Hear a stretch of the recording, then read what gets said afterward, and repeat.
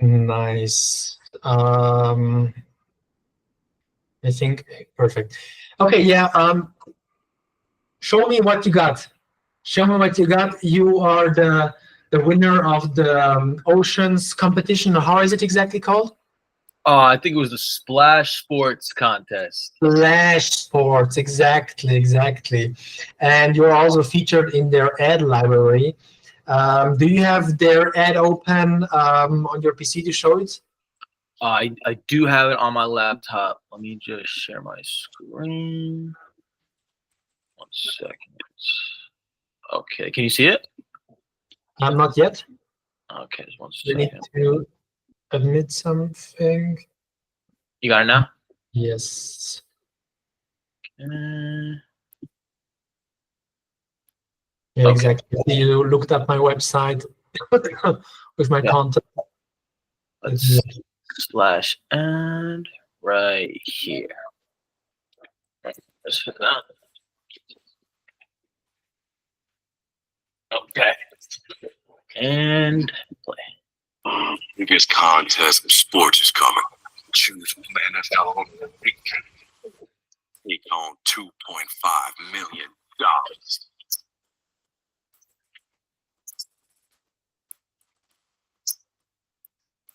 The background music is right now not, I can't hear it, but it also adds so much to it, I think.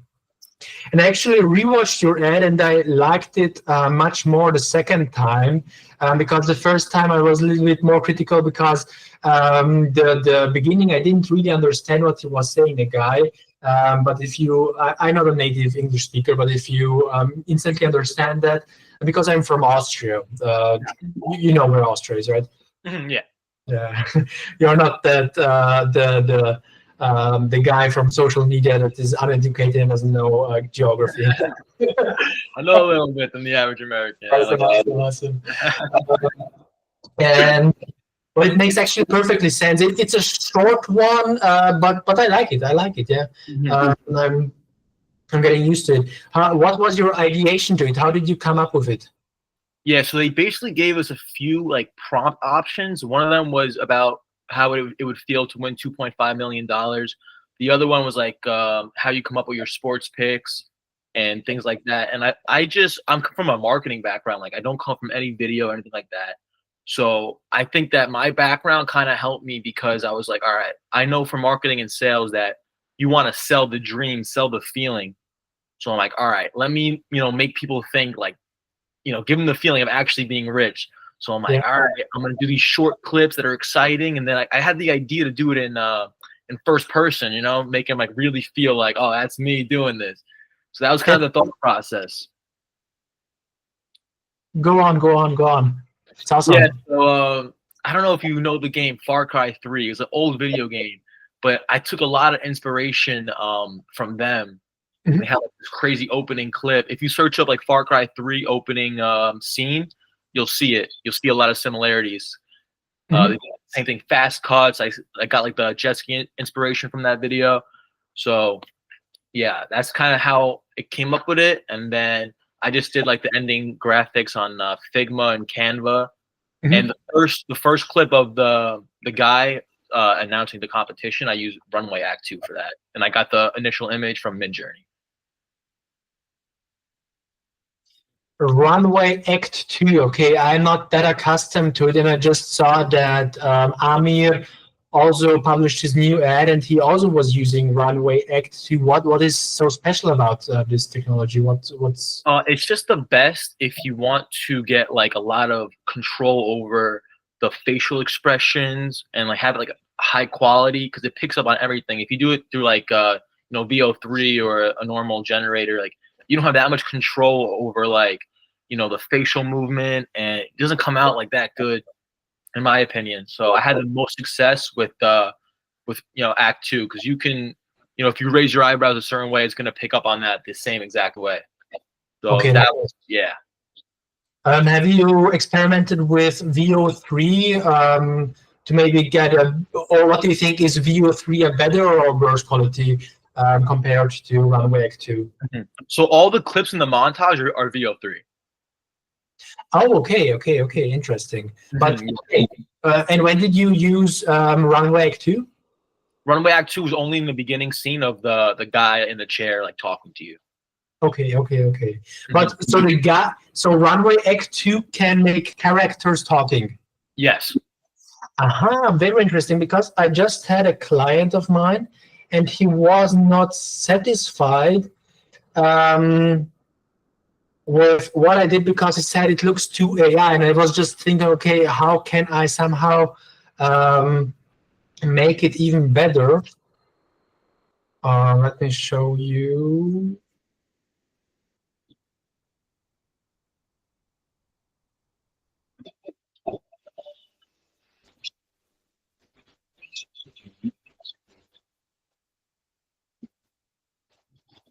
And it's clear, you can recognize that it's AI. So what I love about VO3 is the mouth movement, but it's still just getting pixelated.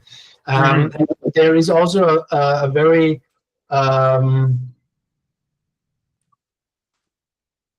Now, did you use like the frames for this to like keep extending it? exactly. Yeah, no, because the more you do that, it gets worse and worse and worse. Exactly. Mhm. Let me show you it here. Here is the perfect example of that, what you're probably talking, or we are talking about. This is the starting frame, and at the end, okay, it's 3 times extended right now, but also it does it in every frame. It gets thicker, and it's somehow the lightning is completely off. So Runway Act 2 doesn't do that, if I'm right. Oh, it doesn't. It gives you 30 seconds, but I guess worst comes to worst, you can just use the same image and do it again. Okay, what do you think of the mouth movement? Is that also just as good as with VO3? I think it's better. I really do. Okay, they're very interesting, because if I'm looking back or remembering back to the video you did, I think it wasn't that synchronized. It was a little bit off. Yeah. No, I agree with you. Honestly, I was low on credit, so I only had like 2 or 3 tries at it. Yeah. And I'm like, all right, this one's good enough. You know what I mean? And just threw it in there. Maybe we need to try to DM or cold email the companies to give us free credits. Yeah, so we need, what do they call it? The CPP. Of course. And what's best, since my PC is already open here in the ad library? Did you look this up one? Yeah, I sent you the link. Yeah, you sent me. I noticed that they changed the end, like the call to action, a little bit. Okay. Yeah, I mean, I didn't really mind, obviously, but I just thought it looked a little funny, like the little wave, looked like a Samsung emoji. Oh, but, yes. But obviously, they could do whatever they want. I don't really mind. But here's with the wall audio. Do you hear the audio from me? Yes. Okay.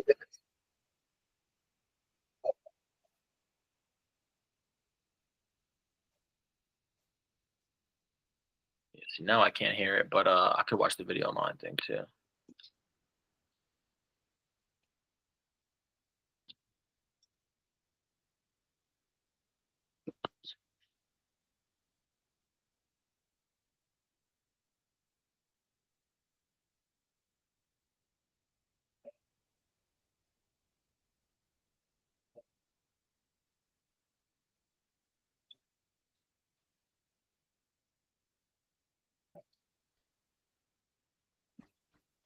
Now I really see how good it is, actually. A little bit better. I got a little bit messed up. I think I put too much exaggeration when I said like $2.5 million. I think that like at the very end it probably looks the worst. Okay. But yeah, I like I said, if I had more tries, I probably could have got it a little bit better. But yeah, and even for the audio itself, how I did that was I would just talk into a mic, and then I did it with 11 Labs. So then I synced it up with the Runway video, and that's how I got it. Because I had to change the voice a little bit because my voice didn't fit for the guy. So that's how I did that. Okay, that's awesome. That's awesome, actually. How interesting. And what was the second technology you used? 11 Labs, Runway, and? And for that first clip, it was 11 Labs runway, and I used Mid-Journey for the initial picture. And Okay. Mid-Journey. Okay, very interesting, because I'm always using ChatGPT image because it's pretty fast, and also that if I'm putting in some packaging, I want that to be as exact as possible, and also with the writing. And I saw that ChatGPT image is actually doing its best job, but I'm also just getting updated on new information from this call that Runway Act 2, what is possible with the new technology of it. Have you experimented with Nano Banana for the photos? Yes, right today I experimented with it because it also can write text or use fonts exactly as you want it, right? Mm-hmm. Have you experimented with it? I haven't. I just keep seeing it on my X feed, so I was gonna play around with it, but I was just curious because you mentioned because I had that problem too of like product videos and pictures, like they always like a little detail gets fucked up, and then I actually had it. I went in Photoshop and just like did it like that. So I was interested if Nano makes it that much easier, where it actually comes out perfect and there's no details or wording getting messed up. Mm-hmm. Okay, yeah. The new technology, the Nano Banana, I tried it, and it's good. What I didn't figure out, somehow Google doesn't offer it. It said that it's integrated in the Gemini app, but I used it over the Fall.ai or whatever this is. This is just an API tool that just congregates all of these tools. And yeah, I need to experiment more with it because the whole industry is just rambling around it right now, I think. Yeah. Mm-hmm. Yeah, that's all I've been seeing. So what's interesting to me, let me stop this one.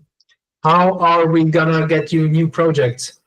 You can also. That is the question. I was gonna ask you. Most of your clients, they're coming from inbound, or do you do any outbound or no? I did outbound at the beginning, and I could push it much more, but I'm doing right now most of it myself, and sometimes collaborating with an editor. But yeah, the quality work comes over me. What I did, there are on Twitter these posts where it's about I made a VO3 ads go crazy right now. Yeah. Write this under the comment this and this, and 200 people comment on that post. So many chat automation. Is it? People are using the ManyChat automation, but I just DM'd, I don't know, a couple of these persons that were commenting on the post. So I got, I don't know, 2-3 clients through that. Okay. 2-3 clients, something like that. And yeah, I could suggest doing that also for you. I went into Epify. Said on Apify is a scraping tool. Okay. And on Apify, I said, okay, from this post, I want everyone who commented on it. Then I downloaded it because it was, I don't know, 800 people that were commenting on it. And I didn't want to, I don't know how Twitter handles it, but probably the comments always get switched up. So I would, if I'm doing it manually, somehow get out of order and just get discouraged because I go through the first 50 ones. The next day, because of the limitations in DMs I can send out, I would start again. And then in every second one, I would see, okay, I already sent a DM there. So that wouldn't make sense. But you can download that list and just send out to 20 people your work. You say, okay, I was in the Splash Sports competition, I won it. You show your work, and maybe even make, I don't know, maybe offer some free work, or just that you say, okay, you pay me the tokens, and we're gonna do it like that. So you just can experiment yourself with it, and the other person has a low cost on getting ads. I think this would be also beneficial if it's not possible to really sell to somebody. Yeah, but I think this would be more than enough actually to get you clients, because if you DM, I don't know, 1,500 people, you get for sure 5 people that will, you get 50 people that will answer just for the fact that you won this /sport competition, and they're just curious, okay, what did you create? And 5 people will say, okay, let's fuck it, let's just try it. And if you want, we can also do something, because for this Tesla ad, I wanted to do it, collaborate with Amir. I actually spent, I don't know, 3 to 4 hours on ideating the ad. If you want, the script is ready. Generally, it would need more visual attention, and some things are a little bit off. But if you want, I can give it to you. I can give you some credits if it's necessary, or if you need some. And you can try to finish it yourself. What do you think? Yeah, no, I would love to take a look at the script. I also wanted to ask you, I know on your Pineapple Media, you also a free product image. Are you getting those and doing it yourself, or is it more like a automated workflow that does the product image? No, I'm doing this myself. I'm heavy on client acquisition because I'm not doing this too long because I was previously doing dropshipping, but I fucked up the store up and down a little bit last time. But it's going very good for client acquisition, and I'm just raising my prices right now, getting better and better clients, doing more of the work that I really want to do. And then I'm going to hire more and more, have really great processes, and then I can grow my team. That's the plan right now. And you're in the health and wellness niche, right? Like, how did you choose that? Was it from your drop shipping, or you just chose it for a reason? I'm 27 years old, actually a little bit old, I think, but I have had a pretty hard education. Was in an extended school where I was learning IT. I didn't really love it, but I still can do it. I can code pretty good, but I didn't want to go that route down of building a career in that. Then I had some mandatory thing to do for the government. So it's 1 year in Austria where you have to make work for the government. Then I went to med school. And there I was 4 or 5 years, and then after that I said, okay, fuck that, started dropshipping, went into a course, and the course was also about health and beauty dropshipping.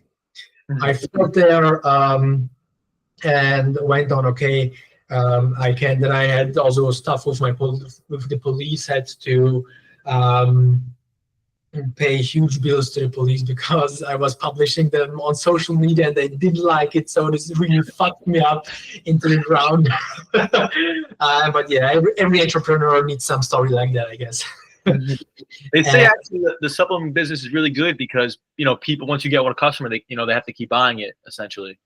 Did you Exactly. And that's why I want to just focus on the health, wellness, and beauty niche, because it's huge, it's growing. I understand that very well, and yeah, the fact that it's just huge. So I don't need to do everything, but having the guts to say, okay, the market is big enough for me to focus just on one stuff. You need to know the market also for that. You need to have the understanding, okay, the market is huge. I don't need to go wider just to focus. Just you looked up a software as a service company in the e-commerce niche, the Yotpo, maybe the name says something to you. What was it? Yotpo. Yep. And they offer email and SMS campaigns, and somehow they pulled back from, I think, SMS or email because they said that's not our main stuff.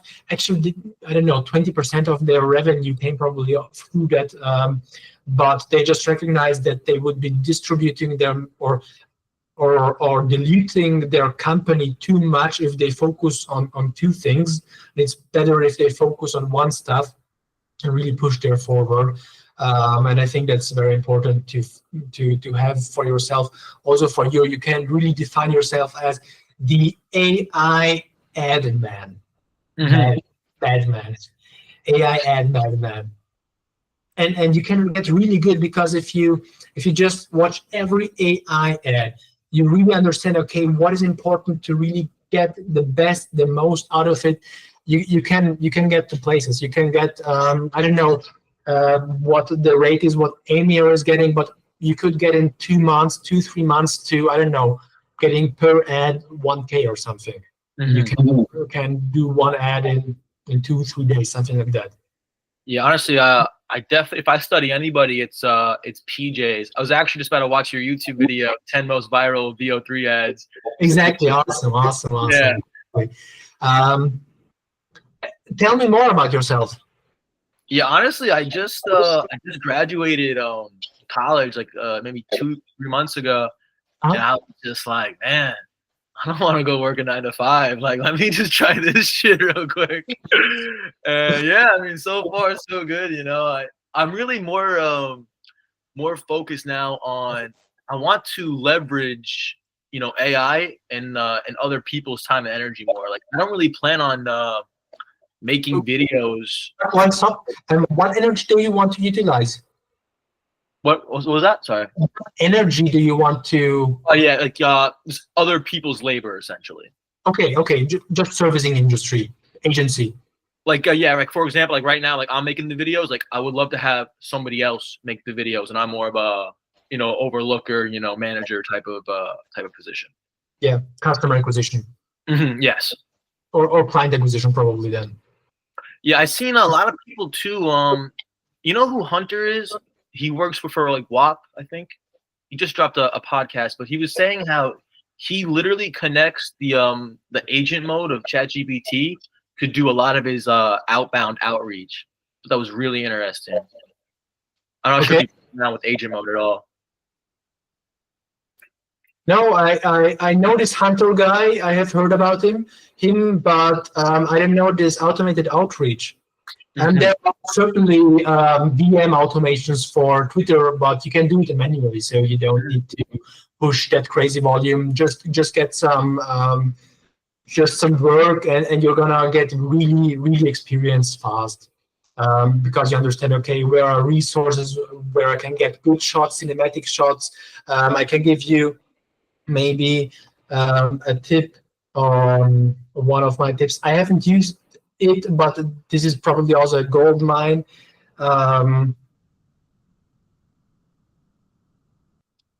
It's called playphrase.me. Okay, to here, up here.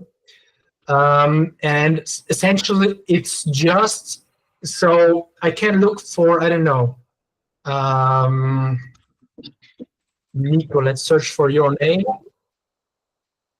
And you see, we are searching up every move. I don't know how extensive their database is, but movies are cut up into sections where they are saying this word, Nico. Okay. And maybe you can get some ideas. For example, you want to feature an airplane. Maybe you can go through here. You see 2,000 videos are here. And click through maybe something sticks that is just interesting. Okay, I need to somehow log in again. It's just $5 per month, so it's very affordable and unlimited. But yeah, this is one of the resources I haven't actually tapped in. But yeah, just focus on really AI ad making. Try to nail direct response principles. There is this guy on Twitter that is called Ecom Talent. He has a course that goes into, that's also pretty affordable. It just costs $100 for a month. It helps you acquire clients and teaches you creative strategy and direct response ads. And it has a community. I think it's very affordable and gives you good introductions, and also teaches you on always publishing your work. Talk about your work more, and this will definitely attract customers to you. Yeah. Gosh, thank you. Definitely check that out. Now, what's like your plan for scaling? Do you have any employees right now, or you're doing it on your own? Or I am right now. I am doing it by myself. I have one main job actually, where I'm doing video editing, marketing, media buying, and doing as a freelancer some other stuff, the video ads, and the marketing agency, where I'm also servicing some other clients. And yeah, right now I'm just trying to improve the quality and my rates, and from there I'm going to just hire more people, try to focus on a specific niche, and also then go into actually filming content. That's my plan. I know you haven't done it yet, but what would be like your thought process for hiring? Because they say hiring good talent is probably one of the hardest things in running a business. Pay them. Yeah. That's it, usually. Good people want to be appreciated and get paid well. So, for example, if you look on every time I open Photoshop, for example, there are the names of the main people that were pushing Photoshop in the latest edition. Just giving the people recognition. I'm also on the website of Flow. If we look down here, we are, maybe they removed it. But the people, no, it's going on to my thingy. The name of the main collaborators were in here. So they want appreciation, they want good pay, and try to go the not too casual way of hiring. You can also try to poach people from other companies. You can also run a cold mailing campaign to certain people. You maybe this is such a you're going to get leaps with this knowledge I'm sharing today with you. But I guess the university also taught this, but they were like, yeah, you can use